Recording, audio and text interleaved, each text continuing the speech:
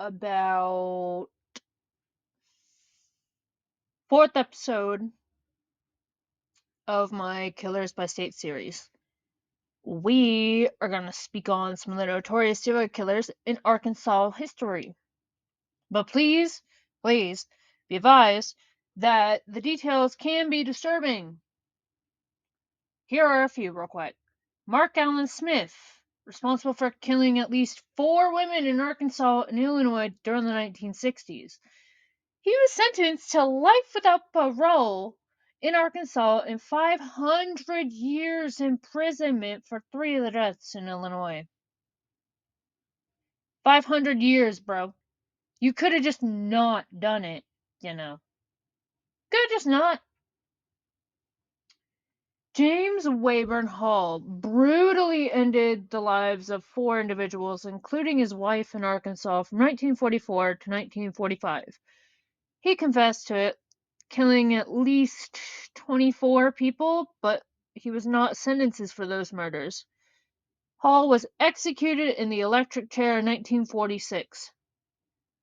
Ronald Gene Simmons Sr., a retired United States Air Force sergeant who killed 16 people over a week-long period in Arkansas in 1987, with 14 being his own family members.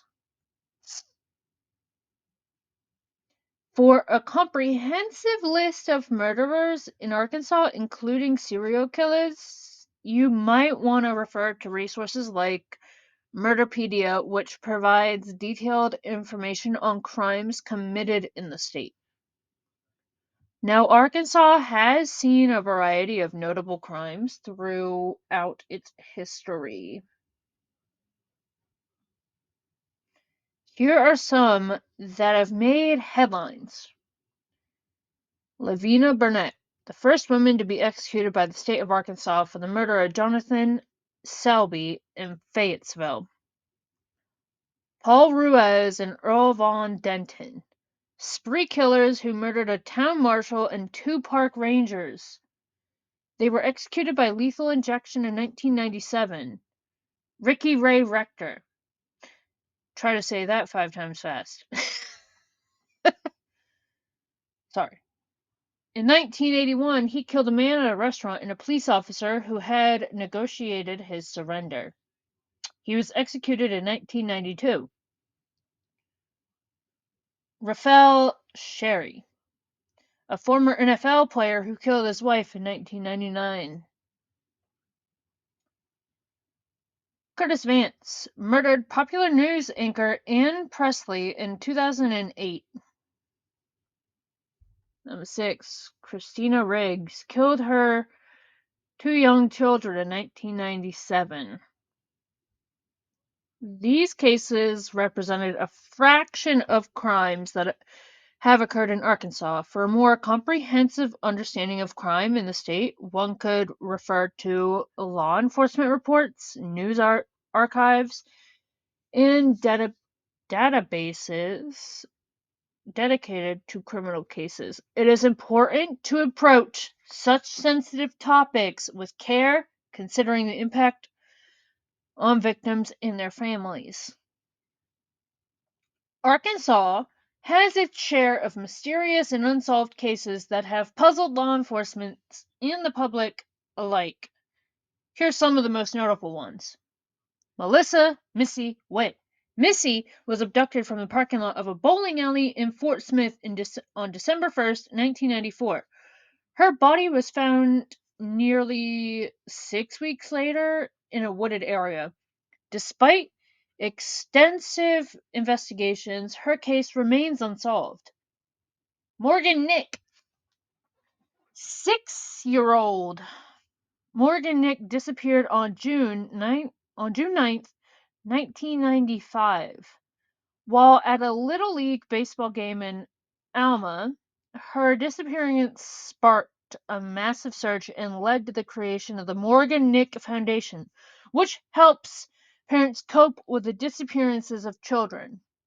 Morgan's case is still open. Don Henry and Kevin Ives. Known as the Boys on the Tracks case, teenagers Don and Kevin were found dead on railroad tracks in Bryant on August 23rd, 1987. The initial ruling was accidental, but further investigation suggested foul play. The case remains unsolved and has led to numerous theories and speculation. Ebby Stepak. I'm not sure on the correct pronunciation of that last name. I've never heard that last name ever. Ebby disappeared in October 2015 after last being seen in Little Rock. Her car was found abandoned. In 2018, her remains were discovered in a drainage pipe at a park. Despite this discovery, the circumstances surrounding her death are still unclear. These cases continue to intrigue and haunt the communities involved, and efforts to solve them are ongoing. If you're interested in more details or other cases, you might want to explore resources like the Arkansas State Police Cold Cases website or other dedicated databases and platforms that track such cases.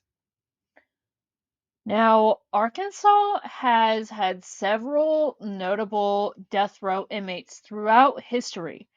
Here are a few real quick. Don William Davis, convicted of the 1990 execution-style murder of Jane Daniels during a robbery and home invasion. 2. Stacy Eugene Johnson, convicted of the murder of Carol Heath in a 1993 home invasion during which Heath's 2 and 6-year-old children were present. Jack Harold Jones, convicted of the rape and murder of Mary Phillips in 1995. Jones was also found guilty of beating Phillips' 11-year-old daughter nearly to death in what began as a robbery. Before Dell Lee, convicted of the brutal 1993 bludgeoning murder of Deborah Reese, having been convicted and released in 2 rapes. Number 5, Kenneth Dwayne Williams, executed for the murder of Cecile Boren after escaping from prison in 1999, where he was serving a life sentence for another murder. These individuals were part of a group of inmates who received significant media attention due to the nature of their crimes and the legal proceedings surrounding their death sentences.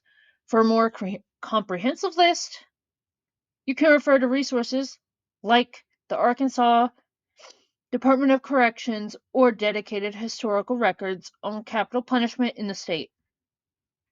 The history of capital punishment in Arkansas is long and complex, with its roots stretching back to the early 19th century. Here are some key points in the timeline of capital punishment in the state. So the first known execution in Arkansas was in 1820 when Thomas Dickinson was hanged for murder. Executions were carried out by hanging until the electric chair was introduced in 1913.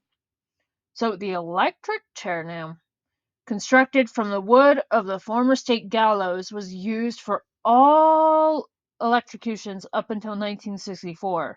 The last execution before the 1972 Furman v. Georgia decision was that of Charles Fields in 1964 for rape.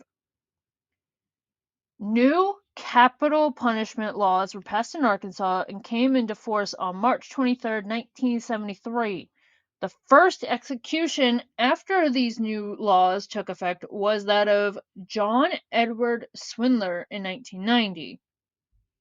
Today, lethal injection is the primary method of execution, although the electric chair remains an option if lethal injection is ever ruled unconstitutional. So there have been instances of executions that did not go according to plan, such as the delayed execution of Ricky Ray Rector in 1992 and Christina Marie Riggs in 2000 due to difficulties in finding suitable veins for lethal injection. So in April 2017, Arkansas planned to execute 8 death row inmates before the expiration of the sedative midazolam, but only 4 were ultimately put to death. This led to a significant legal and public debate. Capital punishment remains a legal penalty in Arkansas, and the state has seen a total of 505 individuals executed since 1820. As of January 16, 2019, there were 29 men under a sentence of death in the state. The use of death penalty continues to be a subject of legal, moral, and political discussion in Arkansas and across the U.S. So I'm going to end this episode right here. Okay? My 5th episode should be coming out later in the week. And hopefully by then I can figure out what the fuck to do with this lighting. Because it's looking a little messy. I had to move some stuff around because I'm still watching the puppy dog. Okay. Bye!